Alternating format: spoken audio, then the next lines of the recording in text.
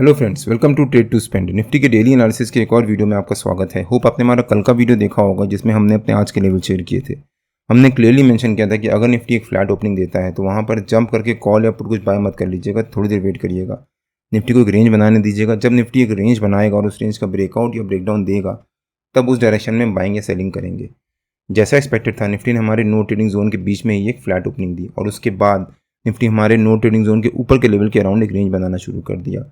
और फाइनली 10:30 बजे वाली कैंडल में जब निफ्टी ने उस रेंज का ब्रेकआउट दिया और हमारे नो ट्रेडिंग जोन के ऊपर के लेवल का भी ब्रेकआउट दिया, तब यहाँ पर निफ्टी ने एक बहुत अच्छी रिकवरी दिखाई। लेकिन फिर से निफ्टी ने एक रेंज बनाना शुरू कर दिया और दिन भर एक छोटी सी रेंज के बीच में ट्रेड करता रहा और अराउंड 2:30 बजे के आसपास निफ्टी ने अपने हायर लेवल से एक शार्प प्रॉफिट बुकिंग दिखाई और जितनी भी निफ्टी ने रिकवरी दिखाई थी आज वो सारी गवा दी और ऑलमोस्ट एक फ्लैट क्लोजिंग ही दी है। पिछले 3 दिन से निफ्टी ऑलमोस्ट सेम रेंज के बीच में ही क्लोजिंग दे रहा है। यहाँ पर भी निफ्टी ने जहाँ पर क्लोजिंग दी थी, कल भी निफ्टी ने ऑलमोस्ट उसी लेवल के अराउंड क्लोजिंग दी और आज भी निफ्टी ने ऑलमोस्ट उसी लेवल के अराउंड क्लोजिंग दी। और मैंने अपने कल के डेली एनालिसिस के वीडियो में क्लियरली एक्सप्लेन किया था कि निफ्टी की आज की मूवमेंट कैसी रह सकती है और निफ्टी ने ऑलमोस्ट वैसे ही मूवमेंट दिया।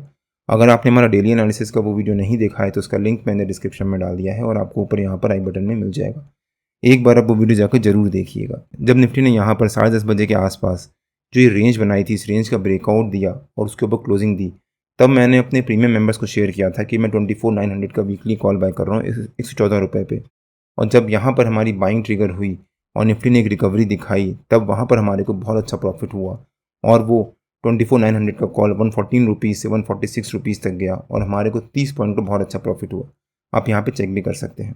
निफ्टी आज दिन भर एक छोटी सी रेंज के बीच में ट्रेड करता रहा और ऑलमोस्ट सेम चीज़ बैंक निफ्टी में भी हुई। अगर हम बैंक निफ्टी का चार्ट देखें एक बार, बैंक निफ्टी ने भी आज एक ऑलमोस्ट फ्लैट ओपनिंग दी और उसके बाद बहुत अच्छी रिकवरी दिखाई। हमारे नो ट्रेडिंग जोन के ऊपर के लेवल प्लस अपने 200 EMA के लेवल को भी ब्रेकआउट दिया और फिर बैंक निफ्टी ने एक रेंज बनाना शुरू कर दिया और बैंक निफ्टी दिन भर एक बहुत अच्छी रिकवरी तो दिखाई बट एक छोटी सी रेंज बनाते बनाते ही रिकवरी दिखाई, जिस वजह से हमें बैंक निफ्टी में एक अपॉर्चुनिटी नहीं मिली बाइंग करने की। और फाइनली बैंक निफ्टी ने भी निफ्टी की ही तरह सेकेंड हाफ में 2:30 बजे के आसपास बैंक निफ्टी ने एक शार्प प्रॉफिट बुकिंग दिखाई और फाइनली जहां पर ओपनिंग दी थी उसी के अराउंड जाकर क्लोजिंग दी है।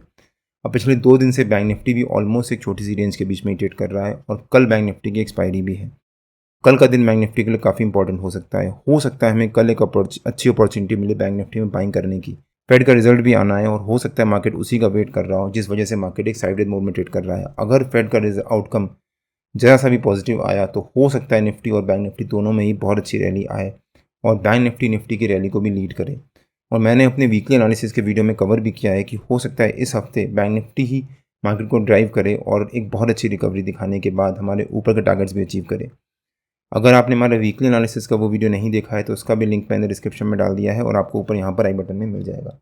आज बैंक निफ्टी ने जो ये फॉल दिखाया था, अगर हम इसको इग्नोर कर दें और बैंक निफ्टी ने कल मान लीजिए इसी रेंज के अराउंड जो बैंक निफ्टी ने आज फर्स्ट हाफ में या फिर एक ड्यूरिंग द मार्केट एक रेंज बनाई थी, इसी रेंज के अराउंड एक गैप अप ओपनिंग देता है तो यहाँ पर जंप करके कॉल बाय या पुट सेल मत कर दीजिएगा, थोड़ी देर वेट करिएगा। हो सकता है बैंक निफ्टी एक गैप अप ओपनिंग दे और उसके बाद वहाँ पर थोड़ी देर सस्टेन करे। सस्टेन करने के बाद अगर बैंक निफ्टी ने ब्रेकआउट दिया तब हो सकता है बैंक निफ्टी में एक बहुत अच्छी शार्प शॉर्ट कवरिंग आए और बैंक निफ्टी अपने कल के हाई को भी ब्रेक करके उसके ऊपर सस्टेन करे। अगर बैंक निफ्टी उसको ब्रेक करके उसके ऊपर सस्टेन कर गया तो हो सकता है उसके बाद बैंक निफ्टी में 100-200 पॉइंट की एक और जंप आए। निफ्टी और बैंक निफ्टी के जो भी लेवल्स होते हैं रेगुलर बेसिस पे मैं अपने फ्री टेलीग्राम चैनल में पोस्ट करता रहता हूं। अगर आपने मेरा फ्री टेलीग्राम चैनल ज्वाइन नहीं किया है तो उसका लिंक मैंने डिस्क्रिप्शन में डाल दिया है और आप मेरे को टेलीग्राम में ट्रेड टू स्पेंड नाम से ज्वाइन कर सकते हैं। अब अगर निफ्टी के चार्ट पे आ जाते हैं और देखते हैं कि निफ्टी के कल के लेवल्स और मूवमेंट कैसी रह सकती है। पिछले 2 दिन से निफ्टी ऑलमोस्ट सेम लेवल पे ही क्लोजिंग दे रहा है। अगर हम निफ्टी का डेली चार्ट देखें एक बार तो डेली बेसिस पे निफ्टी ने पिछले 3 दिन से एक रेंज बना रहा है यहाँ पर और मैं ऑलमोस्ट अपने हर एक वीडियो में कवर करता हूँ कि कोई भी स्टॉक एंड है जिसको आप ट्रैक कर रहे हो, अगर वो एक रेंज बना रहा है तो उसको रेंज बनाने दीजिएगा। जब वो उस रेंज बनाकर उस रेंज का ब्रेकआउट या ब्रेकडाउन देगा तब उस डायरेक्शन में एक बहुत अच्छी रैली आएगी और हमारे को मौका भी मिलेगा वहाँ पर एंट्री करने का। अब निफ्टी पिछले 3 दिन से एक रेंज के बीच में ही क्लोजिंग दे रहा है या फिर हम कह सकते हैं एक रेंज बना रहा है। अगर कल भी निफ्टी ने यहाँ पर एक रेंज बनाई और उसी रेंज के बीच में क्लोजिंग दी तो हो सकता है परसों जिस दिन निफ्टी की एक्सपायरी है उस दिन हमारे को एक बहुत अच्छा मौका मिले बाइंग करने का या फिर सेलिंग करने का। तो अगर हम निफ्टी के 15 मिनट के चार्ट पे आ जाते हैं और देखते हैं कि निफ्टी के कल के लेवल्स और मूवमेंट कैसी रह सकती है। मेरे ख्याल से जो निफ्टी ने आज ये रेंज बनाई थी और इस रेंज का जब ब्रेकआउट दिया था उसके बाद निफ्टी ने एक बहुत अच्छी रिकवरी दिखाई थी, वो निफ्टी का हमारा कल का रेजिस्टेंस रह सकता है, मतलब 24,888 के आसपास और 24,800 जो निफ्टी का साइकोलॉजिकल लेवल भी बन चुका है इस समय, प्लस निफ्टी ने वहाँ से भी काफ़ी सपोर्ट लिया है, वो निफ्टी का कल का सपोर्ट रह सकता है।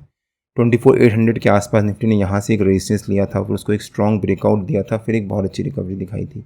यहाँ पर भी निफ्टी ने कल 24,800 के आसपास एक अच्छा सपोर्ट लिया और एक बहुत अच्छी रिकवरी दिखाई। तो हो सकता है निफ्टी कल 24,888 as a resistance, 24,800 as support, इसी रेंज के बीच में ट्रेड करे।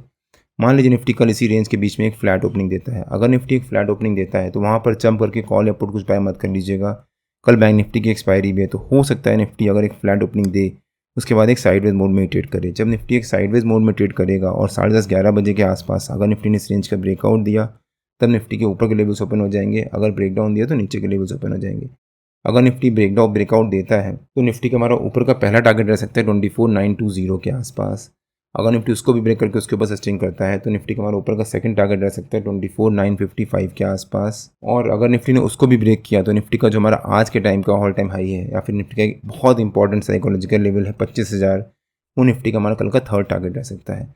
अगर निफ्टी एक फ्लैट ओपनिंग देने के बाद एक रेंज बनाता है और उस रेंज का ब्रेकआउट देता है, फिर हमारे रेजिस्टेंस को ब्रेक करता है, तो निफ्टी के ऊपर के लेवल्स ओपन हो जाएंगे और निफ्टी का हमारा ऊपर का थर्ड टारगेट है 25,000 का। हो सकता है निफ्टी कल ही हमारे 25,000 के लेवल्स को भी अचीव करे। लेकिन अगर निफ्टी ने फ्लैट ओपनिंग देने के बाद एक रेंज बनाई और उस रेंज का ब्रेकडाउन दिया तो हो सकता है निफ्टी हमारे सपोर्ट के पास आए, यहाँ पर फिर से एक रेंज बनाए। अगर निफ्टी यहाँ पर फिर से एक रेंज बनाएगा और उसके बाद निफ्टी ने उस रेंज का ब्रेकडाउन दिया तो निफ्टी में एक शार्प फॉल भी आ सकता है। निफ्टी का नीचे का हमारा पहला टारगेट रह सकता है 24,765 के आसपास, सेकंड टारगेट रह सकता है 24,711 के आसपास और थर्ड टारगेट रह सकता है 24,660 के आसपास। वैसे तो निफ्टी में नीचे की तरफ जाने के चांसेस थोड़े से कम है, बट अगर निफ्टी ने एक फ्लैट ओपनिंग देने के बाद एक रेंज बनाई, फिर उस रेंज का ब्रेकडाउन दिया और हमारे सपोर्ट के पास अगर फिर से एक रेंज बनाई, अगर उस रेंज का ब्रेकडाउन दिया तब निफ्टी में नीचे की तरफ एक शार्प फॉल आ सकता है। हो सकता है निफ्टी हमारे नीचे के तीनों टारगेट्स बड़ी तेज़ी से अचीव करे।